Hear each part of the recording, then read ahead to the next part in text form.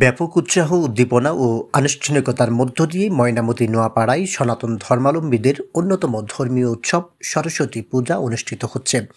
প্রতি বছর মাঘ মাসের শুক্ল পক্ষের পঞ্চমী তিথিতে বিদ্যাদেবীর বন্দনা করা হয়। সনাতন ধর্মাবলম্বীদের বিশ্বাস অনুযায়ী সরস্বতী জ্ঞান ও বিদ্যার দেবী। আজ সোমবার সকাল 10টা 27 মিনিটে এই তিথি শেষ হয়। ময়নামতিতে বিভিন্ন মন্দির ও শিক্ষা প্রতিষ্ঠানে পূজার আয়োজন হলেও সরস্বতী পূজার প্রধান কেন্দ্র হয়ে ওঠে নোয়াপাড়া ভক্তি উৎসব ফাউন্ডেশন আয়োজিত পূজা মণ্ডপ। বিস্তীর্ণ এই মণ্ডপ জুড়ে সরস্বতী পূজার চমৎকার এক উৎসবে পরিণত হয়। পূজা শেষে দেবীর পায়ে অঞ্জলি দেন ভক্তরা। ধর্মীয় বিধান অনুসারে শুভ্র রাজহাঁসে চড়ে বিদ্যা ও সুরের দেবী সরস্বতী পৃথিবীতে আসেন।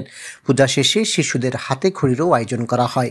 ময়নামতির বিভিন্ন মন্দির, মণ্ডপ ও গুরুত্বপূর্ণ শিক্ষা প্রতিষ্ঠানগুলোতে পূজা ছাড়াও অন্য অনুষ্ঠানের মধ্যে রয়েছে পুষ্পাঞ্জলি, প্রসাদ বিতরণ, ধর্মীয় আলোচনা সভা, সাংস্কৃতিক অনুষ্ঠান, সন্ধ্যা আরতি, আলোকসজ্জা।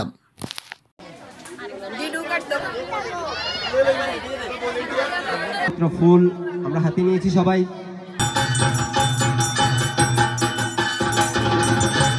সাগর দেবনাথের তথ্য ছবিতে আমাদের মুক্ত কণ্ঠ, নিউজ ডেস্ক।